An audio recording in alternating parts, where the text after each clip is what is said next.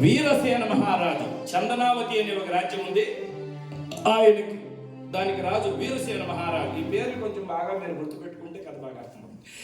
ఆయన వచ్చి బాణం వేస్తే ఇక్కడ అరుసుకొని వస్తా ఉన్నాడు చంద్రహాసుడు. అమ్మా అన్నాడు. ఈ వీరసేన మహారాజు చూశాడు, నేను వేసిన బాణం ఎవరికో తగిలినట్లుంది, శిష్యులారా వెళ్ళి చూడండి. ఆ మహారాజు శిష్యులు పోతున్నారు చూసే. ఎందుకంటే శిష్యులు అంటే ఎట్లుండాల, చెప్పింది చెప్పినట్లు చేసేటట్లు ఉండాలి. చెప్పిన పని చెప్పినట్లు చేసేటట్లు ఉండాలి. వాళ్ళు నిజమైనటువంటి శిష్యులు. ఈ శిష్యులందరూ కూడా వెళ్ళి చూశారు. ఈ చంద్రహాసునికి ఈ రక్తం కారుతా ఉంది కదా, వాడిని చూసి ఎవరు బాబు నువ్వు అన్నారు.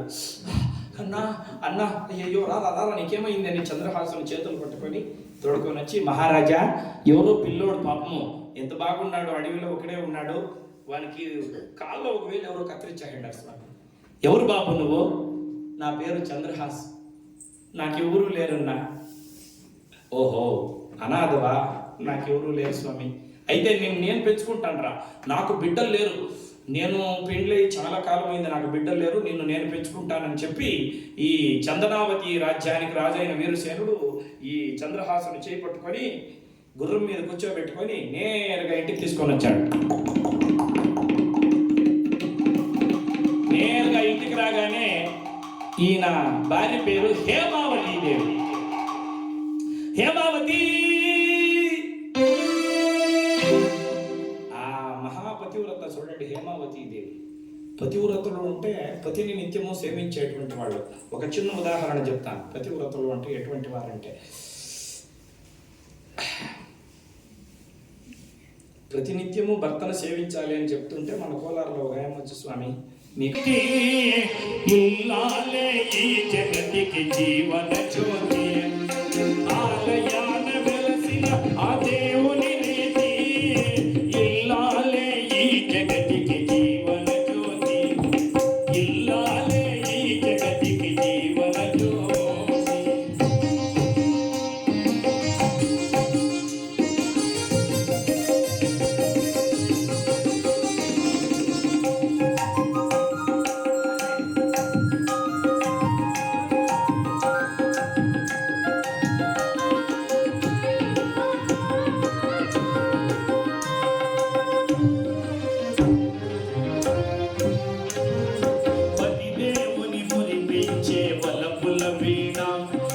జీవితమే పండించే నవ్వుల వాన,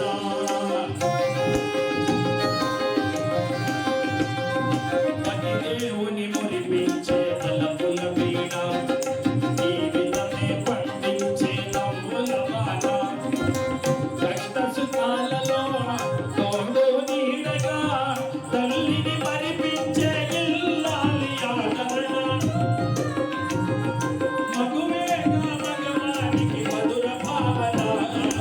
ఆలయాన వెలసిన ఆ దేవుని రీతి ఇల్లాలే ఈ జగతికి జీవన జ్యోతి ఇల్లాలే ఈ జగతికి జీవన జ్యోతి.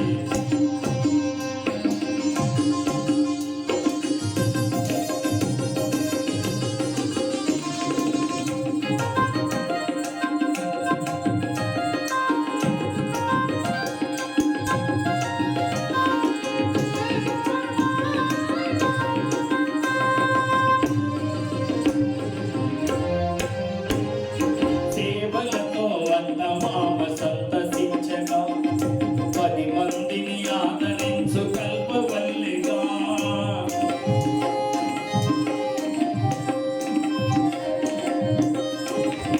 సేవలతో వద్ద మామ సంతసించగా 10 మందిని ఆదరించు కల్పవల్లిగా. తనయుని వీరునిగా పెంచే తల్లిగా సతియే గృహసీమను కాచే దేవతగా.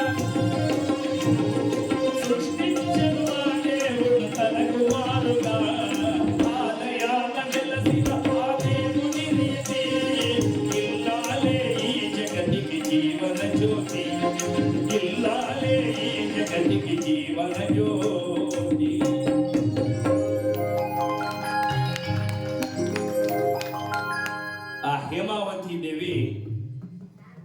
ఇంట్లో ఉంటే ఈ వీరసేన మహారాజు పిలిచాడు.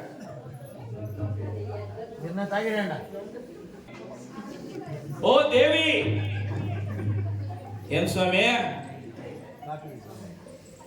25 ఏండ్లుగా ఎప్పుడు నాకు బిడ్డ లేదు అని ఏడ్చేదానివి కదా. కలిసి వచ్చే కాలానికి నడిసి వచ్చే కొడుకు పుడతాడు అన్నట్లు ఇదిగో నీకు కొడుకుని తెచ్చాను అని చంద్రహాసుడు తెచ్చి నిలబెట్టాడు. ఆవిడ చూసింది, ఎవరు స్వామి పిల్లోడు?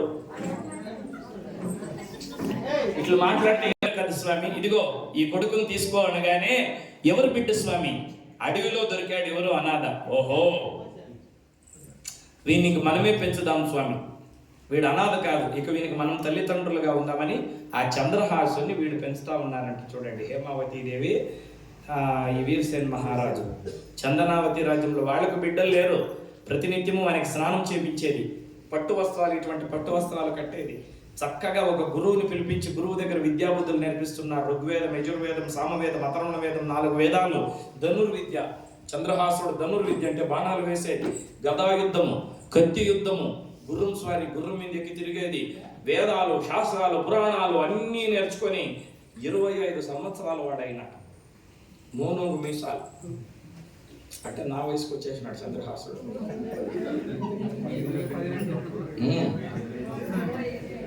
ఇంకేం నేనే ముసలోడు.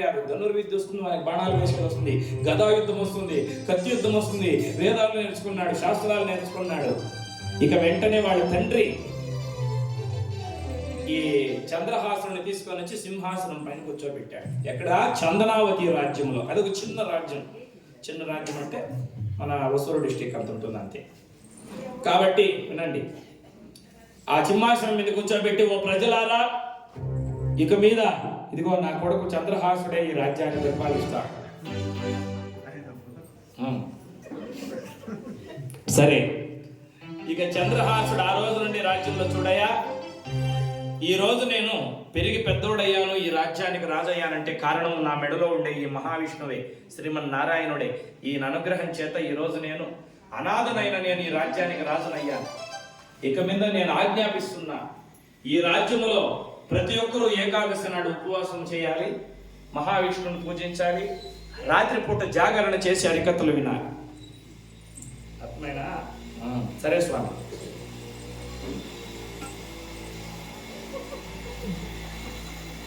సరే, ఈ కథ ఇట్లుంటే ఇక్కడ బాగా పట్టుకోవాలి మీరు. సంవత్సరము కూడా ఈ కుంతళ రాజ్యానికి కప్పం కట్టాలి, ట్యాక్స్ కట్టాలి. మీకు చిన్న రాజులు, పెద్ద రాజులకి ఆ కాలంలో కప్పం కందాయం కట్టాలి. వజ్రాలు, వైడూర్యాలు అన్నీ పంపించి దుష్టబుద్ధి మంత్రికి ఇచ్చి రప్పండి అనగాని చందనావతి రాజ్యం నుండి ఈ రాజభటులు వజ్రాలు, వైడూర్యాలు అన్నీ తీసుకొని పోయారు. దుష్టబుద్ధి మంత్రి నమస్కారం. ఏమిరా, బాగున్నాడా మీ రాజు వీరసేనుడు? బాగున్నాడు మంత్రి. దుష్టబుద్ధి అంటాడు, ఇంకేం సమాచారాలు? ఇదిగో స్వామి. సరే కరెక్ట్గా తెచ్చినారా? తెచ్చాం స్వామి. సరే, భోజనం చేసుకోండి. లేదప్పా, దుష్టబుద్ధి అప్ప, మేము ఇప్పుడు భోజనం చేశాడు. ఎందుకంటే మా యువరాజు చెప్పాడు, ఏకాదశి నాడు భోజనం తింటే మహాపాపము, ఏకాదశి నాడు ఉపవాసం ఉండి మహావిష్ణువు. రై, అడవుల్లో ఉండే ఒక చిన్న రాజ్యం చందనావతి, ఆ రాజ్యానికి ప్రజలు మీకెవరా తెలుసు ఏకాదశి పండుగలంతా అంటే? లేదు స్వామి, తెలుసు మాకు కూడా. ఎవరు చెప్పిందిరా మీకు?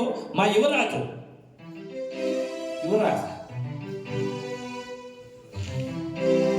మీ రాజుకు బిడ్డలే లేరు కదరా? లేదు స్వామి, ఉండాడు బిడ్డ, చంద్రహాసు అని.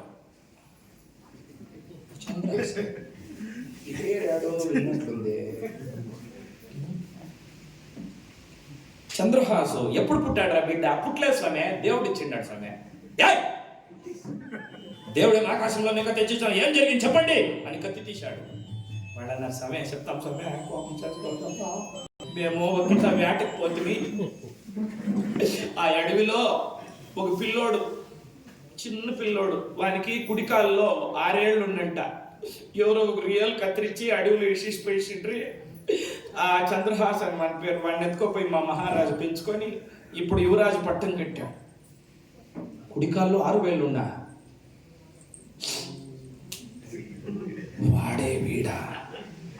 వీడే వాడా వాడిని చంపేశామని చెప్పినారే.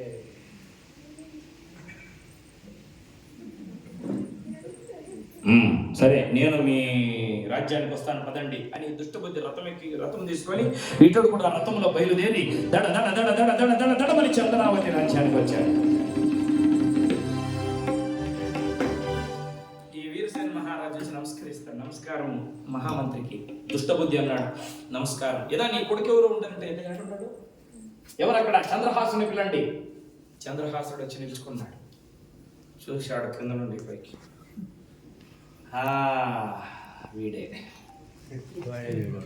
వాడే వీడు. బ్రాహ్మణులు జ్యోతిష్యులు చెప్పిన ప్రకారము వీడు ఈ రాజ్యానికి రాజయ్యాడు. వీనిట్లే వదిలితే కుంతల రాజ్యము ఈ ప్రపంచానికి చక్రవర్తి అవుతాడు. ఎట్లయినా వీని చంపేయాలి, ఎట్లయినా వీని చంపేయాలి. ఆ దుష్టబుద్ధి మంత్రికి మనసులో పడిపోయింది. సంతోషం సంతోషం, బాగుండాలి నీ కొడుకో, నువ్వు బాగుండడు. నువ్వు సమాచారం ఏమంటే ఊరికే చూద్దామని వస్తే మీ రాజ్యం ఎట్లుందో, నేను ఇక్కడే ఉంటాను 2 రోజులు. సరే స్వామి ఉండండి. నైనా చంద్రహాసు, ఏం స్వామి దుష్టబుద్ధి అంటాడు, నేను అర్జెంట్ పని మర్చిపోయాను, చెప్తాను చేస్తావా? చేస్తాను స్వామి. పత్రిక తీసి రాశాడు వీడు దుష్టబుద్ధి. ఏమని రాశాడంటే, మదన కుమారునికి శ్రేయస్సు, నీ తండ్రి దుష్టబుద్ధి ఆశీర్వదించి రాయనది ఏమనగా, ఈ పత్రిక తీసుకొని వచ్చిన వాడు మనకు ఆహితుడు. ఆహితుడు అంటే మనకు విరోధి అని. ఆహితుడు వచ్చిన తక్షణమే వెనక ముందు ఆలోచించకుండా, ఒక క్షణం కూడా ఆలస్యము చేయకుండా విషము ఇచ్చి పని ముగించు. చంపేయండి అని లేదు, విషము ఇచ్చి పని ముగించు అని రాసి దుష్టబుద్ధి మరిచి దానికి ఒక నూలు దారం బిగించి, చంద్రాస చెప్పండి స్వామి. దుష్టబుద్ధి అంటాడు, చూడు ఇది తెలియకూడదు, ఇది పత్రిక, ఇది చాలా రహస్యమైనది, రాజ రహస్యం ఉంది దీంట్లో, ఒక దైవ రహస్యము. ఇది నా ఉంగరము. ఇట్లా ఉంగరం 3 ఉండేది. నా దగ్గర ఒకటి, గాయం దగ్గర ఒకటి, నా దగ్గర ఒకటి, నా కూతురు దగ్గర ఒకటి, నా కొడుకు దగ్గర ఒకటి, 3 ఒకే రకం చేపించుకున్నారంటే. ఎవరు? ఈ దుష్టబుద్ధి, వాని కొడుకు మదన్ కుమారుడు, కూతురు విషయ. ఈ 3 దగ్గర ఉండే అట్లా ఉంగరం, నవరత్నాల ఉంగరము. ఇది నా కొడుకు చూస్తానే గుర్తుపడతాడు. ఇది ఇచ్చి తొందరలోనే నువ్వు ఇక్కడికి వచ్చేనాయన, నువ్వు వచ్చేవరకు నేను ఇడే ఉంటా, సరేనా? వెంటనే ఆ పత్రిక తీసుకొని ఈ చంద్రహాసుడు, చూడండి దైవ బలం ఉంది, జయ శ్రీమన్నారాయణ అని తల్లిదండ్రులకు నమస్కారం చేసుకొని, ఆ మహామంత్రి దుష్టబుద్ధికి నమస్కారం చేసుకొని గుర్రం మీద ఎక్కి వచ్చేస్తా ఉన్నాడండి. ఎక్కడికి వస్తున్నాడు? కుంతల రాజ్యానికి. పరమేశ్వరుని ధ్యానం చేసుకొని వస్తున్నాడు. పరమేశ్వర కైలాసవాస, శివ శివ శంకర భక్త శంకర శంభో హర హర నమో నమో, శివ శివ శంకర భక్త శంకర శంభో హర హర నమో నమో.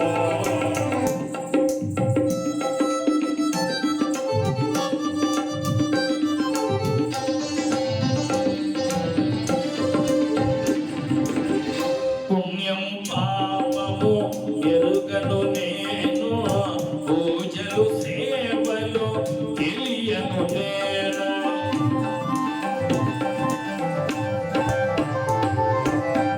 పుణ్యము పాపము ఎరుగను నేను, పూజలు సేవలు తెలియను నేను. ఏ పూలు దేవాలి నీ పూజకు, ఏ పూలు దేవాలి నీ పూజకు, ఏ లీలా చేయాలి నీ సేవకు. శివ శివ శంకర భక్త శంకర శంభో హర హర నమో నమో.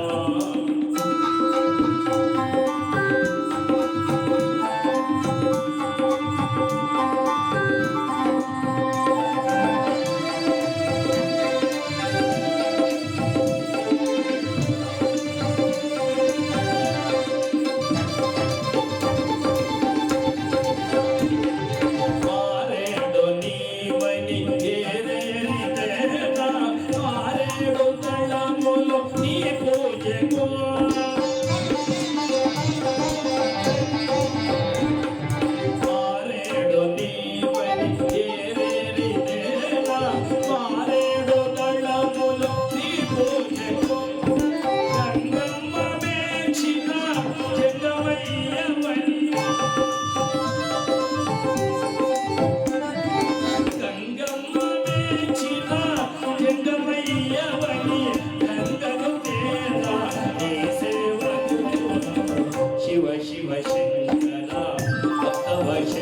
శంకర శంభో హర హర నమో నమో.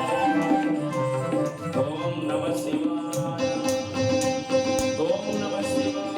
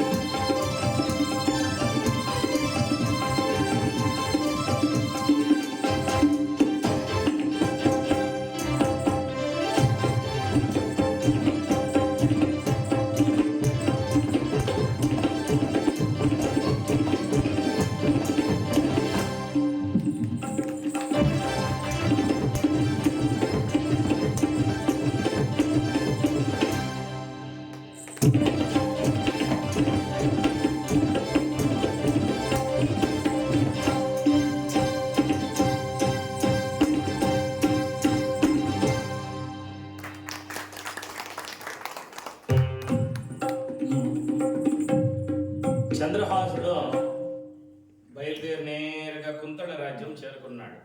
చేరుకోగానే ఎండ, భలే ఎండ, కొన్ని నీళ్లు దప్పవుతా ఉంది. తాగుదామని అక్కడ ఒక చెట్టు దగ్గర నిలిపి గుర్రాన్ని కట్టేసి అక్కడ నదిలో కొన్ని నీళ్లు తాగి, చల్లని నీళ్లు, అబ్బా చాలా ఆయాసంగా ఉందబ్బా, ఈ గురువు ఎగిరిపోతుంది అని ఒక చెట్టు కింద ఇట్లా పడుకున్నాడు. పడుకునే సమయానికి ఈ దుష్టబుద్ధి ఇచ్చినటువంటి పత్రిక నడుములో ఉంది కదా, అది జారి కింద పడింది. గాలికి ఆ పత్రిక అలా అలా అలా కొంచెం ముందుకు వచ్చింది. అదే సమయానికి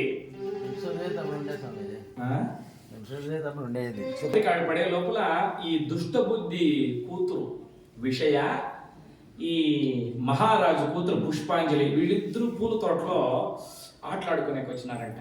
కన్న పిల్లలు కదా, వాళ్ళ వయసు ఎంత, ఇద్దరికి ఎంత 20-20 ఏళ్ళు వయసు, చిన్న బిడ్డలో వచ్చి పూల తోటలో ఆడుకుంటూ ఉంటే, విషయ చెప్పు పుష్పాంజలి, ఇప్పుడు మనం చిన్నప్పటి నుండి నువ్వు మంత్రి కూతురు, నేను రాజు కూతురు, ఒకే దగ్గర తినేవాళ్ళము, ఒకే దగ్గర పనుకుంటా ఉంటుంది, ఒకే దగ్గర చదువుకుంటా ఉంటుంది, ఒకే పూల తోటలో ఆడుకుంటా ఉన్నాము.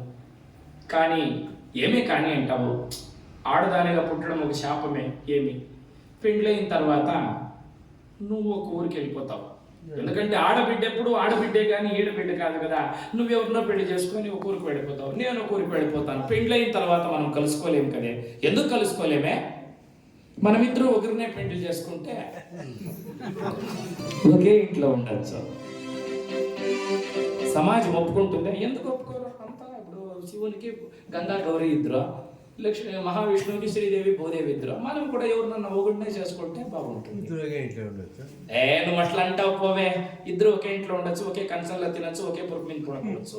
కానీ నువ్వు ఇట్లా అంటావు, మళ్ళీ నీ మనసు మారిపోతుంది. లేదు, నువ్వు మహారాజు కూతురు, ఇప్పుడేమో ఇలా అంటావు, మళ్ళీ రేపు మనసు మార్చుకుంటావు, చూడు మాటిస్తా ఉన్నాను అని మంత్రి కూతురికి మాటిస్తుంది. చేతిలో చేయవేసి, పంచభూతములు సాక్షిగా, పరమేశ్వరుని సాక్షిగా మాటిస్తా ఉన్నాను. ప్రాణం పోయినా మనమిద్దరూ ఒకరినే చేసుకోవాలా? ఇట్లే ఉండాలి మన స్నేహం, ఇట్లే ఉండాలా. కరెక్ట్, నిజమే, మనం ఇలాగే ఉందాం అని మాట్లాడుతుంటే మహారాజు పిలిచాడు. నాన్న వస్తున్నాను, విషయ వెళ్ళి వస్తాను, నాన్నగారు పిలుస్తున్నారు, మళ్ళీ వస్తానని ఈ మహారాజు కూతురు అట్లా పోయింది. సరే, ఈ దుష్టబుద్ధి మంత్రి కూతురు కూడా వెళదామని అలా వస్తూ ఉంటే అంతలో ఆ చంద్రహాసుడు అక్కడ చెట్టు కింద పడుకో ఉన్నాడు. చూసింది, చంద్రహాసుని చూసిన తక్షణమే ప్రేమించింది. అబ్బా, ఎంత అందంగా ఉన్నాడో, ఇంత అందగాన్ని నేను ఎప్పుడూ చూడలేదు. చూడు, అట్లా చూసిన తక్షణమే ప్రేమించేసింది చంద్రహాసుని. కృష్ణమూర్తి అన్న, నిన్నెవరన్నా ప్రేమించండి మేడం. అందమే ఆనందం, అందమే ఆనందం, ఆనందమే జీవిత మకరందం,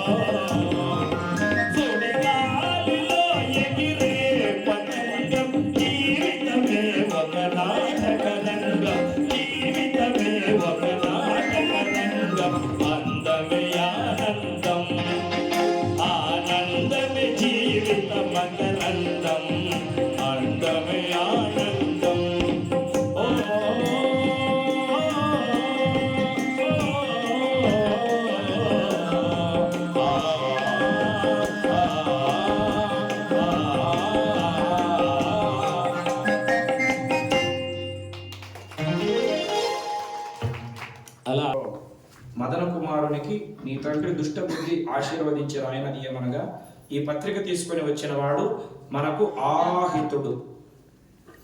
వచ్చిన తక్షణమే వెనక ముందు ఆలోచించకుండా విషమునిచ్చి నా తండ్రి ఎంత దుర్మార్గుడు, ఇంత అందగాడిని చంపమని పత్రిక రాశాడని కళ్ళకు కాటుక పెట్టుకుంటుంది కదా, ఆ కాటుకను తీసి మంత్రి కూతురు వెంటనే ఏం చెప్తుంది, అతిద్దుతుందంట మదన కుమారునికి శ్రేయస్తో నీ తండ్రి దుష్టబుద్ధి ఆశీర్వదించిన ఆయనది ఏమనగా ఈ పత్రిక తీసుకొని వచ్చిన వాడు మనకు ఆహితుడు అని ఉంది కదా, ఆ అనే దాన్ని కొట్టేసింది. హితుడు అంటే మనకు కావలసిన వాడు అని. హితుడు వీడు వచ్చిన తక్షణమే వెనక ముందు ఆలోచించకుండా, ఒక నిమిషం ఆలోచించకుండా విషమునిచ్చి పని ముగించు అని ఉంది కదా, విషము అనే దాన్ని యా చేసింది. విషయనిచ్చి పని ముగించు అంటే వివాహం జరిపించు. అలా రాసి అక్కడ పెట్టేసి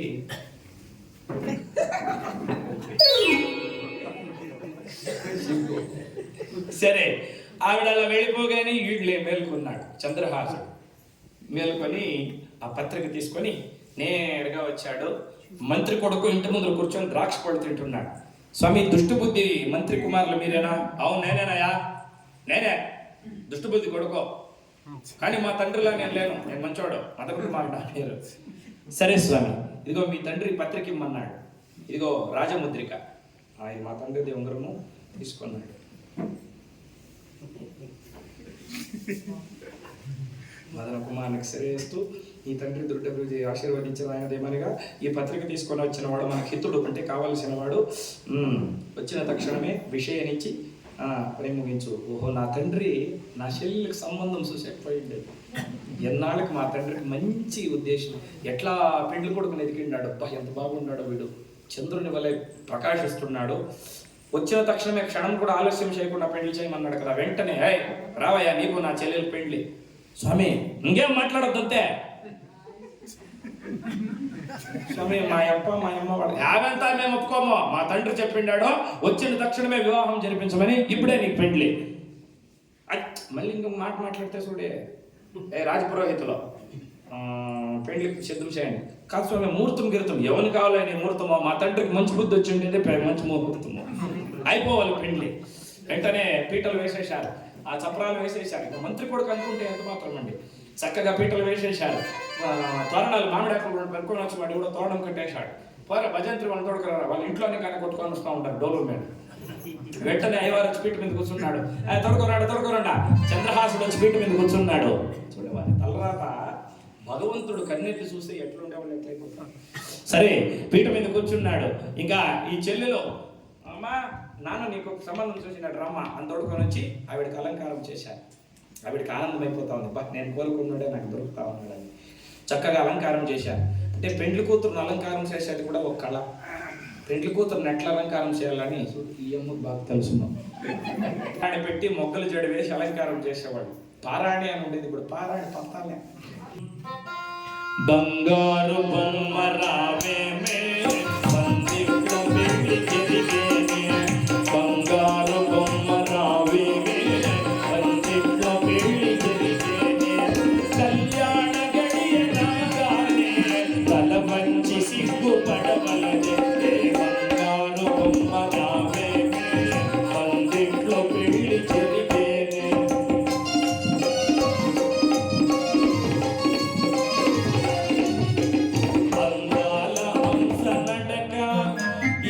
అమ్మాయి పెళ్లి నడక ఓయమ్మ సిగ్గుపడకే, వేచి ఉన్నాడు పెళ్లి కొడుకే, నూరేళ్ల పంట పండేనే, గారాల సిరులు కురిసేనే, బంగారు బొమ్మ రావేమే పందిట్లో పెళ్లి జరిగేనే. ఓం ధ్రువం తేరా జాబంతో ధ్రువం దేవో బృహస్పతి ధ్రువం ఇంద్రాగ్ని రాష్ట్రం ధ్రువం.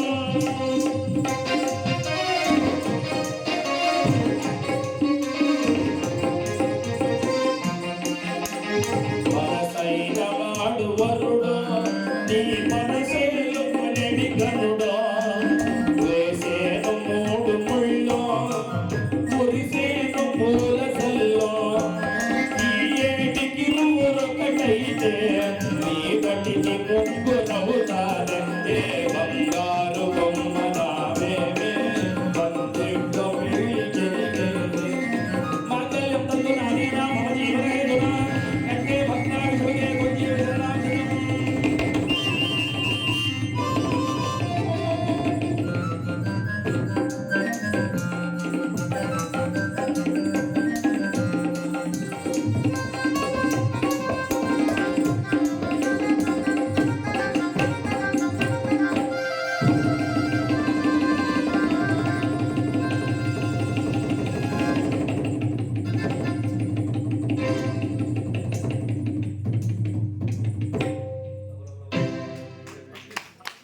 దండాలు రండా, నా చెల్లెకి పెళ్లి అయిపోయింది, భోజనం చేస్తారని చెప్పి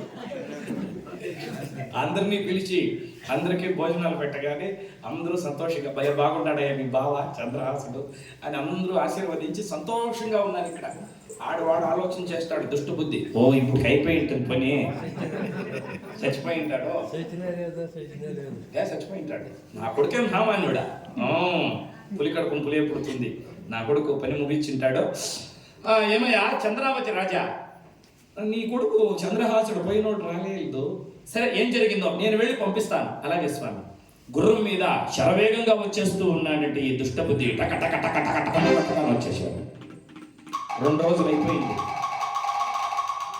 చంద్రహాసునికి విషయకి అభద్రాత్రి శోభనం కూడా అయిపోయింది. మరుసదినము ఈ చంద్రహాసుడు సంతోషంగా విషయ ఒళ్ళో పనుకుంటే మంత్రి కూతురు ద్రాక్ష పండ్లు తినిపిస్తుంటే వాడు అట్లా ద్రాక్ష పండ్లు తింటున్నాయి. ఈ దుష్టబుద్ధి లోపలికి వచ్చాడు. వచ్చే సమయానికి ఐవార్లంతా అబ్బాబ్బా ఎట్లా ఇటువంటి పెండ్లు మేము ఇంతవరకు చూడలేదు, మంచి కానుకలు ఇచ్చాడు. దుష్టబుద్ధి ఏమిరా హాహా మంత్రప్ప భలే పెండ్లే, ఎంత ఎవరు పెండ్లే చెప్పరా లోపలికి వచ్చి చూస్తే తన కూతురు ఒళ్ళో చంద్రహాసుడు పడుకొని ద్రాక్ష పళ్ళు తింటున్నాడు. మండిపోయింది ఒళ్ళంతా. చంద్రహాస మామగారు నమస్కారం. ఎవడ్రా నీకు మామ? మీరే. అవును నాన్నగారు, అన్న నాకు ఈ చంద్రహాసునికి పెళ్లి చేశాడు. పెళ్లి?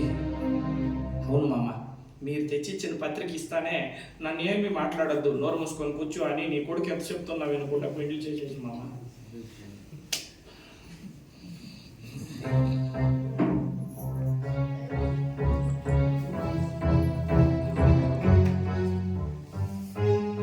మండుతున్నట్లుంది.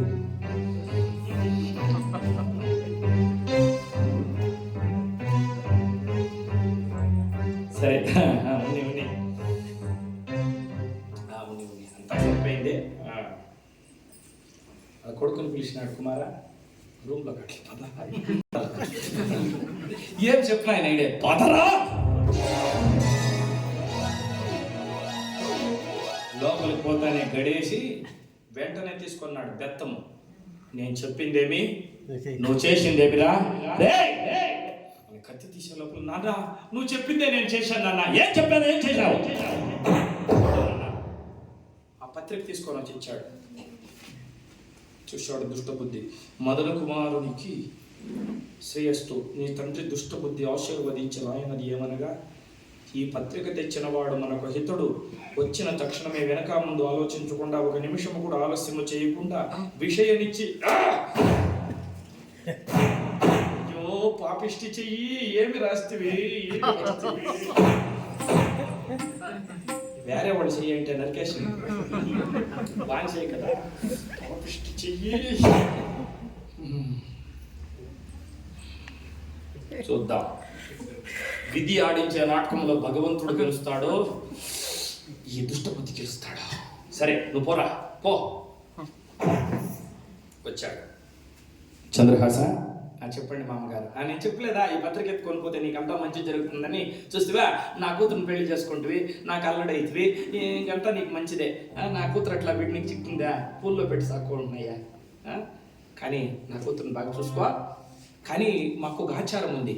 ఏం స్వామి ఇది? ఏమీ లేదు, మాకు దేవాది దేవుడు శ్రీమన్నారాయణుడు ఈ ఊరి అవతల దక్షిణం దగ్గర, ఒక అవతల దక్షిణం దిక్కులో ఈ ఊరిలో అక్కడ ఒక మహావిష్ణు దేవాలయం ఉంది.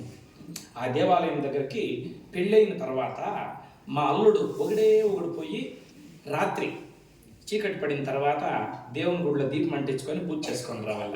ఈరోజు సాయంత్రము నువ్వు ఒకడే వెళ్ళి దేవస్థానంలో దీపం అంటించి మా స్వామికి పూజ చేసుకొని రావాల, సరేనా? సరే సరే. నేరుగా మళ్ళీ పోయాడు ఈ దుష్టబుద్ధి. ఈ కటుకులు ఉండేటువంటి ఇవి ఊరి అవతల దొమ్మరి గుడిసెలు వేసుకున్నారు కదా, వాళ్ళు కటుకులు. రే ఇంతకుముందు ఇద్దరు ఇక్కడ ఉండ్రే పౌర్ణమి అమావాస్య అని వాళ్ళు తెలిసిన, అయ్యో వాళ్ళు ఎన్ని దినాలు స్వామి ఊరు వదిలి వెళ్ళిపోయినారు, ఎక్కడ పాపాత్మలు మోసం చేసినారా, ఇట్లా రండి. ఇంకొక నలుగురిని పిలిచినాడు. ఈరోజు సాయంత్రము ఊరి అవతల దేవస్థానం ఉంది కదా, అవును, ఆ దేవస్థానం దగ్గరకు ఒకడు వస్తాడో వాడిని వెనక ముందు చూడకుండా నరికి పారేయాలి, సరేనా?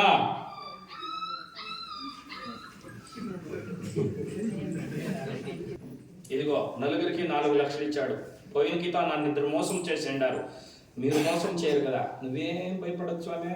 ఈ 10 సాయంత్రం గుడి దగ్గరికి ఎవరు వస్తారో వాడికి లేదు, నువ్వు వస్తువా నిన్నికి లేదే. సరే సబాష్, మీలాంటి వాళ్ళే నాకు కావాలని చెప్పి పొండి అనగానే వీళ్ళు కత్తులు తీసుకొని నేరుగా పోయి ఆ దేవస్థానం దగ్గర ఒకరి వెనకాల కూర్చోమన్నారు. ఇక ఈ చంద్రహాసుడు ఒక తట్టలో పూజకి అంతా సిద్ధం చేసుకొని బయలుదేరుతా ఉన్నాడు. భార్యకి చెప్తాడు విషయ, నేను వెళ్ళి దేవస్థానంలో పూజ చేసుకొని వస్తాను, జాగ్రత్త అండి. సరే నేను వస్తానండి. వద్దు, నేను ఒకటే వెళ్ళాలంట, మామ చెప్పాడు కదా. సరే అండి వెళ్ళిరండి.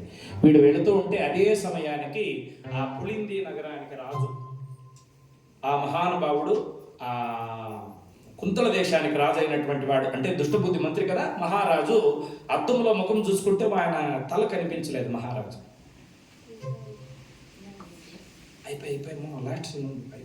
అద్దంలో ముఖం చూసుకుంటే అద్దంలో ముఖం కనిపించలేదంట. మనము అద్దంలో ముఖం చూసుకుంటే మన ముఖం కనిపించకపోతే ఇంకొక 2-3 రోజుల్లో చచ్చిపోతాము అని అర్థం. గరుడ పురాణంలో ఉంది. అద్దంలో ముఖం చూసుకుంటే మన ముఖం మనకు కనిపించలేదనుకో, ఇంకొంతలో కాలంలో చచ్చిపోతాము అని అర్థం. మహారాజు చూశాడు, అద్దంలో నా ముఖం కనిపించడం లేదు. ఓ బ్రాహ్మణోత్తములారా, ఎందుకు ఇలా మహారాజా? కీడు, నువ్వు అద్దంలో ముఖం చూసుకున్నప్పుడు కనిపించలేదు కాబట్టి నీకు మరణగండం ఉంది. అయ్యో నేను చచ్చిపోతానేమో. సరే జాతస్య ధ్రువ మృత్యు ధ్రువం జన్మ మృతస్య చ. పుట్టిన ప్రతి ఒక్కరూ చచ్చిపోవాల్సిందే కదా. నాకుండే మనసులో ఒకే ఒక చింత, నా కూతురుకు ఒక పెళ్లి చేసి ఒక నక్షత్రం లేసేస్తే నా జవాబుదారీ తీరిపోతుంది. అమ్మ పుష్పాంజలి, ఇట్లా రామ్మ, నీకు ఒక మంచి సంబంధం చూసి పెళ్లి చేస్తా. నాకు వద్దు నాన్న, ఎందుకు? నేను దుష్టబుద్ధి మంతి కూతురు ఒక ఒప్పందం చేసుకున్నాము, పెళ్ళంటూ చేసుకుంటే మేమిద్దరిని ఒకరినే చేసుకోవాలని. కాబట్టి మేమిద్దరు ఒకరినే చేసుకుంటాం నాన్న. ఆ మంత్రి కూతురు ఎవరో చంద్రహాసుని పెళ్లి చేసుకోందంటే నన్ను వానికే ఇచ్చి పెళ్లి చేయండి నాన్న. ఇద్దరిని ఒకరికేనా? అవును నాన్న, లేదంటే నాకు పెళ్లి వద్దు, నేను ప్రమాణం చేశాను నాన్న. సరే సరే తల్లి, నీ సంతోషమే నాకు ముఖ్యం. ఏయ్ మదన్ కుమారా, ఏం మహారాజా, వెళ్ళి నీ బావ అయినటువంటి చంద్రహాసుని వెంటనే ఇక్కడికి తీసుకునిరా. అలాగే మహారాజా. బావా, ఏం బావా? మహారాజు గారు నేను రమ్మంటున్నాడు. చంద్రహాసుడు అన్నాడు, బావా చెప్పారు కదా మీ తండ్రి దుష్టబుద్ధి దేవస్థానానికి వెళ్ళి పూజ చేయాలని. ఆ పూజ ఏదో నేను చేస్తాను పో బావా నీ బదులు అని చెప్పి ఈ దుష్టబుద్ధి కొడుకు ఆ పూజా సామాగ్రి తట్టం తీసుకొని నీ పూజ నేను చేస్తాను, మహారాజు గారు పిలుస్తున్నారు పో. సరే, ఈ చంద్రహాసు నేరుగా మహారాజు దగ్గరికి పోగానే, మహారాజు ఏమయ్యా నువ్వేనా దుష్టబుద్ధి అల్లుడు? అవును నేనే స్వామి. ఏం నీ పేరు? చంద్రహాసు. చూడు, నా కూతురు నేను పెళ్లి చేసుకోవాలంట. చేసుకో స్వామి. నాకు ఇంతకు ముందే పెళ్లి అయింది స్వామి, నా భార్యను ఒక మాట అడగాలి. తీసుకోరండి అని విషయం వచ్చింది. విషయ? పర్వాలేదు స్వామి, మేమిద్దరం నీకు భార్యలుగా ఉంటాం, చేసుకోండి పర్వాలేదు. సరే ముందులే ఇద్దరు ఎట్లయితే. సరే, సంతోషం అయిపోయింది చంద్రహాస్కి. ఇక వెంటనే పూలహారం ఇచ్చి మహారాజు తన కూతురు నుంచి పెళ్లి చేసి ఆ రాజ్యానికి పట్టం కట్టేశాడు. ఎప్పుడైతే ఆ మెడలో పూలహారం వేసి పట్టం కట్టేశాడో చంద్రహాసుని, ఇక నాకుండేది ఒకే కూతురయ్యా, ఈ రాజ్యానికి నువ్వే రాజాని సింహాసనం మీద కూర్చోబెట్టేశాడు. ఈ పక్క పుష్పాంజలి, ఈ పక్క విషయ. చంద్రహాస్ మహారాజ్కి, చంద్రహాస్ మహారాజ్కి, చంద్రహాస్ మహారాజ్కి. గుడికి ఓడిపోయా, మంత్రి కొడుకు పోయినాడు. చూస్తారా ఇట్లా చిన్న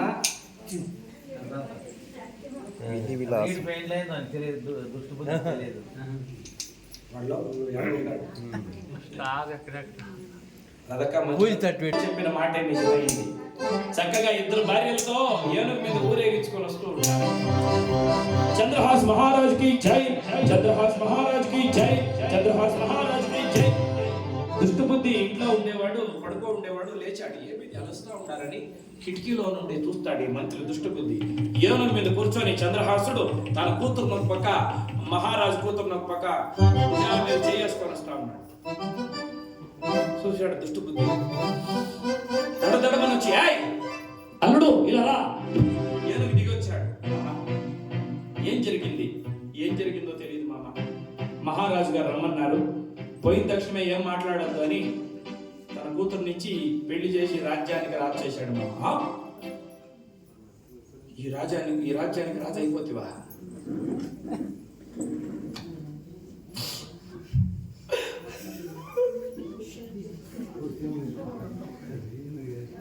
కరెంట్ వేరుంటో పెట్టి. సరే, తలరాతను ఎవరు తప్పించగలరు? ఆ భగవంతుడు నీ పక్షంలో ఉన్నాడు, నీకు మంచి జరిగింది. అవును, దేవాలయానికి వెళ్ళమంటే కదా నీ కొడుకు మదన్ కుమారుడు వెళ్ళాడు మామ. నా కొడుకు వెళ్ళాడా? మదన్ కుమారా, మదన్ కుమారా అరుచుకొని పోతా ఉన్నాడు. పోయే సమయానికి అక్కడ మనోడు మదన్ కుమారుడు వాడు మంచోడు పాపం. పోయి దేవస్థానంలో చక్కగా దేవుని పూలారం వేసి అక్కడ దీపాలు అంటించి ఆ భగవంతుడిని ప్రార్థిస్తా ఉన్నాడు. పరమాత్మ, దేవాది దేవ, వైకుంఠవాస, నారాయణ, నువ్వు తప్ప భక్తుల్ని రక్షించేటువంటి వారు ఎవరున్నారు స్వామి? నువ్వే మాకు శరణు, నువ్వే మాకు దిక్కు అని చెప్పి ఆ మహావిష్ణువుని ప్రార్థన చేస్తా ఉన్నాడు. నారాయణాయ ఓం నమో నారాయణాయ, ఓం నమో నారాయణాయ, ఓం నమో నారాయణాయ, నారాయణ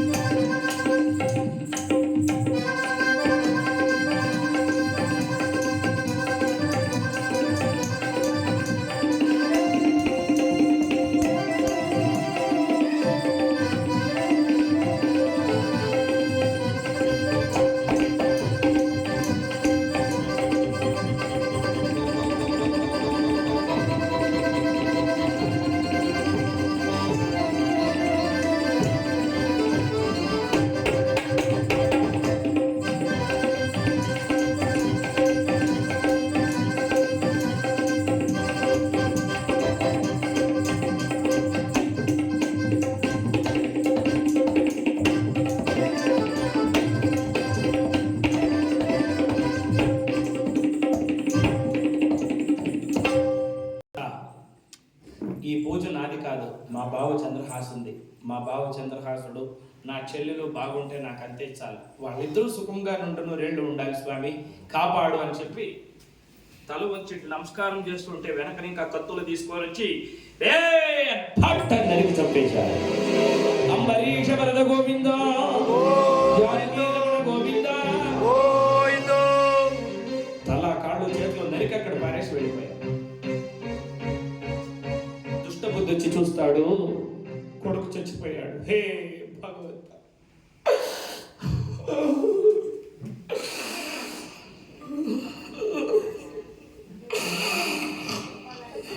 చాలు స్వామి, ఆడవాళ్ళు ఏడుస్తూ ఉన్నారు.